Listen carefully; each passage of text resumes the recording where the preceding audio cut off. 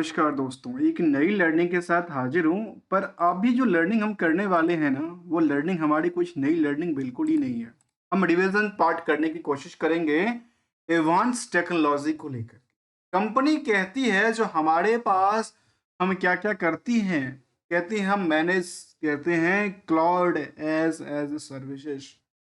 इसके साथ-साथ मैं एक लिंक करूँगा आपके सामने कुछ कंपनी को लेकर के, साथ में डेटा सेंटर कंपोनेंट्स की कामकाज और तीसरी बात कहती है plug and play PPO infra की बात की। जब ये सब कहती है, तो ये जाननी ज़रूरी है कि आखिर कंपनी में निवेशक कितने हैं जी? तो निवेशक की बात जैसे सामने आती है तो अचंभित हो जाते हैं और हमें भी अचंभित होने का मौका मिला। कैसे? इसमें देखा गया कि करीब-करीब 2,70,000 निवेशक थे। और दोस्तों, बात कुछ अलग है, उसको समझना ज़रूरी है, इसीलिए हम कुछ अलग पॉइंट से हाइलाइट करने की कोशिश करेंगे। जिस कंपनी को कह सकते हैं कि ऑपरेट करती जा रही है। कौन कर रहा है ऑपरेट? तो देखिए बल्क डील के सामने हम लेते ही आते हैं। शेयर इंडिया सिक्योरिटीज़ नाम की एक कंपनी है, जो अपनी पोजीशन को बल्क डील के थ्रू क्रिएट करती है और बेचती है। जहाँ तक हम लोग डेटा देख रहे थे रिसेंटली की बात करूँ, 1 करोड़ 30 लाख शेयर खरीदती है और हमारे सामने दिखाती है जो हम तो 1 करोड़ 41 लाख शेयर को बेच रहे हैं। चलिए, इन्हीं को लेकर के जानने की कोशिश करेंगे कुछ नई अंदाज में, कुछ डिविजन्स पार्ट को लेकर के। जो बीएसई लिस्टेड कंपनी है एडवांस टेक्नोलॉजी, और कंपनी का कामकाज तो हमने देखा, डेटा सेंटर पे कंपनी का कामकाज है। बीपीओ से रिलेटेड प्लग एंड प्ले की बात कहती है, जहाँ पे करीब-करीब 2 लाख निवेशक हैं और मार्केट कैप केवल केवल 182 करोड़ की बात। बुक वैल्यू आज भी बुक वैल्यू से करंट मार्केट की प्राइस केवल 48% ही इंक्रीज करती नजर आई। प्रमोटर का कोई कंट्रोल नहीं है कंपनी पे, जबकि इंडस्ट्रियल की पी के अकॉर्डिंग आज भी कंपनी का अंडर वैल्यू है। लुभावने की बात कहाँ पे आती है पता है क्या? लुभावने की बात आती है इसी पॉइंट से, जिसको देख के हम लोग कहते हैं अच्छा स्टॉक में तो भीड़ नहीं है, चलो दबादब चलो, बनाओ खचाखच, वहां पे भीड़ क्रिएट करो। क्रिएट करते ही क्या होता है, उसका भी हम आपके सामने कुछ डेटा लेके शेयर करेंगे। डेट इक्विटी के बारे में कहती है 0.14, करंट रेशियो के नंबर कहती है 1.68। जहाँ तक कंपनी डिविडेंड की कोई ट्रैक रिकॉर्ड नहीं, और कंपनी कोई नई नहीं है, 1985 में बनी थी। और advance technology operate in software related productivities में काम कर रहा था, जिसमें कि अर्निंग पर शेयर की बात करें तो केवल 5 पैसे अर्निंग करती है, और नंबर ऑफ शेयर कितने हैं 198 करोड़, जिसकी वजह से आज के टाइम में मार्केट कैप कहती है 82। कुछ स्पेशल रेशियो के साथ हम रिस्क एनालाइज भी करेंगे। उसके लिए हमें जानना पड़ेगा कुछ डिटेल्ड में कि आखिर बिजनेस से आउटपुट क्या क्रिएट करती है, क्योंकि कोई भी कंपनी हो, चाहे प्रोडक्टिविटीज के अंदर हो या सर्विसेज के अंदर, पहला फोकस कहाँ होता है उनकी सेल्स को लेकर। सेल्स का जो डेटाबेस होती है, तो आखिर सेल्स कैसे किया, किस रफ्तार से किया, कितनी परसेंटेज वाइज किया, ये डेटाबेस हमें मिलेगा बैलेंस शीट के अंदर। इसीलिए हमें उन सभी पहलुओं को जरा खोजना पड़ेगा, ढूंढना पड़ेगा और समझना पड़ेगा कि आखिर इसके बेसिस पे डिमांड बन रही है या नहीं बन रही। जब इन डेटाबेस को देखेंगे, तो कंपनी का डेटाबेस कहती है कि यहाँ पे सितंबर तक के फाइनेंशियल सिचुएशन के बेस में यदि इसके अकॉर्डिंग इसको कंपेयर करेंगे, तो कहती कि 160% की उछाल क्रिएट। लेकिन इसके अकॉर्डिंग इसको देखें तो कहती कि यहाँ पे गिरावट है। साथ में दोस्तों के नाम बता देता हूँ आपको। एक कंपनी था व्यू नाउ, सेम कैटेगरी की कंपनी थी, वो भी डेटा सेंटर में कंपनी का कामकाज करती थी। और बड़ी बाद में पता चला, अरे ये तो बड़ी रैली बना रही थी, और रैली के पीछे वजह क्या था, कुछ और एक्शंस तो नहीं करती थी। ऐसा ही डेटा, पहले हम इस डेटा को जरा समझ लेंगे, फिर हम उसको कंपेयर करेंगे कभी समय मौका मिलेगा तो। फिलहाल यहाँ पे नंबर की बात करें, तो नंबर हम क्या क्या चीज़ को डिक्लेयर करने वाले हैं समझने की कोशिश करेंगे। जहाँ पे नंबर हमने देखा, कंपनी के पास 44 करोड़ की टर्नओवर क्रिएट कर सितंबर में, इसमें से 2,73,00,000 की प्रॉफिट भी कंपनी बुक करती है 6% ऑपरेटिंग प्रॉफिट मार्जिन के साथ में। इसके अकॉर्डिंग 200 बेसिस पॉइंट से ज्यादा की वृद्धि दर्ज करती है और पिछले क्यू और क्यू के बेसिस पे भी सेम एक्शन कहती नजर आई। ईयरली डेटाबेस कहती है कि लगातार बुल टू बुल चल रही है। 2017 के बाद की बात करूं तो वो 216 करोड़ तक टर्नओवर क्रिएट करती है और 9 करोड़ की प्रॉफिट भी बुक करती है, जो कि पहले न्यूट्रल और उससे बीच में नेगेटिव इम्पैक्ट भी डाल रही थी। वो 3% तक वृद्धि दर्ज करती है।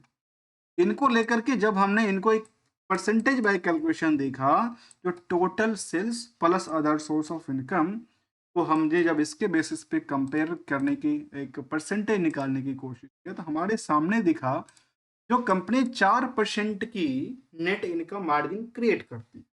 बहुत अच्छी बात है। अगले पड़ाव की तरफ चलेंगे और वो ये कहता है कि यहाँ पे रिस्क कितनी कहती है 1 महीने की रिस्क फैक्टर। इस रिस्क फैक्टर के बेसिस पे जब आप इनकी बैलेंस शीट को देखें तो कंपनी के पास जब हम लोग देखते हैं कि अच्छा यहाँ पे कर्ज तो काफी कम नंबर कहती है 0.14 का, तो आखिर इसलिए हम कहते हैं तो क्या कंपनी कर्ज ले रही है या प्रोडक्टिविटीज में यूज कर रही है या खाना पूर्ति के।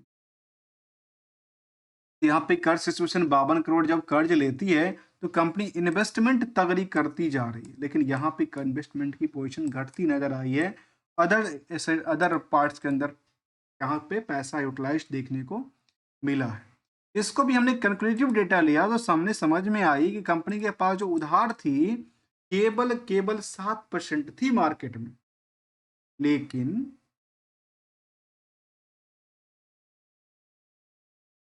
जब आप इस पार्ट को देखेंगे, जो प्रॉफिट 4%, 7% का रिस्क फैक्टर और 189% के 190-80% मान लेते हैं 180% का प्रॉफिट वर्सेस उधार की सिचुएशन क्या थी। अर्थात आपने उधार तो जब भी ज्यादा करके रखा है ना 176% के आस 180% के आसपास की बात तो आप कहते हैं, वो परसेंटेज कहाँ से निकला, इन दोनों की आपस में तालमेल से निकला। अब इनको जरा हम समझने की कोशिश करेंगे, जो निवेशकों का इंटरेस्ट में आखिर हुआ क्या। आखिर कोई ऑपरेट करने वाले थे तो यहाँ पे कुछ बड़े प्लेयर के पास कोई बड़ी पोजीशन नहीं है। ओनली और ज्यादातर पोजीशन किसके पास है, आम निवेशक के पास है। और ज्यादातर निवेशक में ये देखा गया कि बड़ी बड़ी जो कंपनियां हैं जिन्होंने शायद यहाँ पे देखा गया कि लगातार इन्होंने बल्क डील का सामने किया है, खरीदती है 92 लाख, बेचती है 1,17,00,000, फिर खरीदती है 71 लाख, बेचती है खरीदती है 99 लाख। इस तरह के इनका आंकड़ा था जो उन्होंने इसको कह सकते हैं कि एक ऑपरेट करती है कंपनियों को कि मार्केट में कुछ पेनिंग होगा।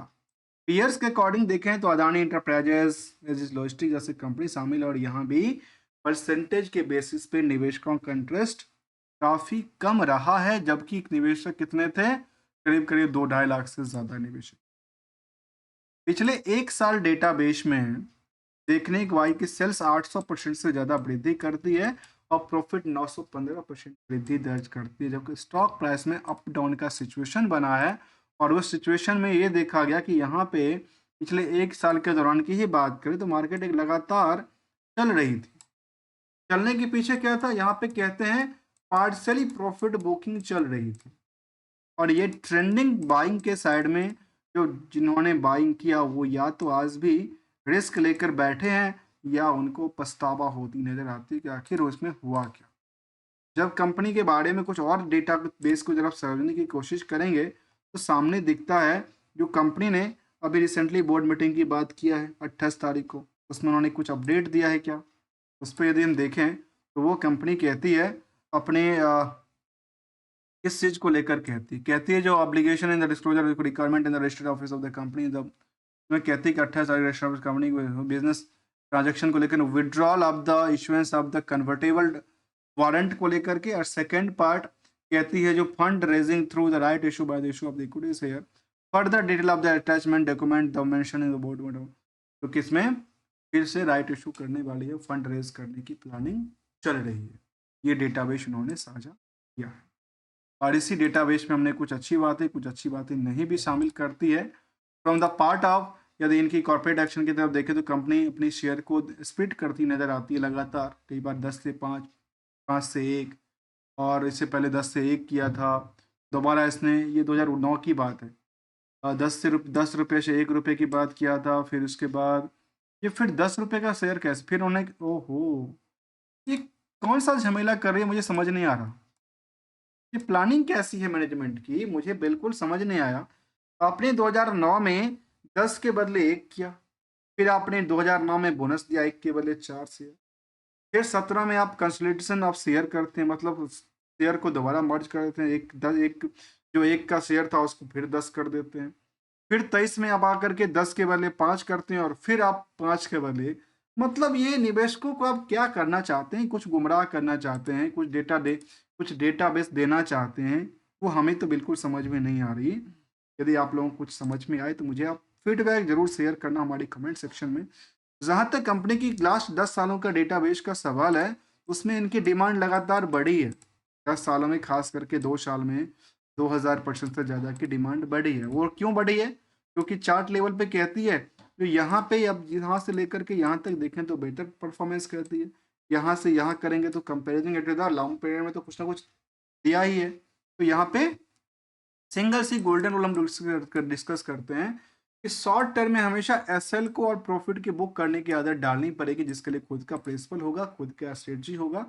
और एक कहावत हम जरूर रखते हैं और वो कहते हैं कि कोई 5% रिस्क के साथ सो नहीं पाती, और कोई कंपनी अपनी रिस्क लेकर के जो 7% हो, 4% की रिस्क हो या उससे ज़्यादा की रिस्क लेकर के अपनी कारोबार में व्यस्त है, और कोई स्टॉक मार्केट में जो 4% रिस्क चक्कर में अपनी लॉस मेकिंग और प्रॉफिट कमाने में व्यस्त नजर आती है।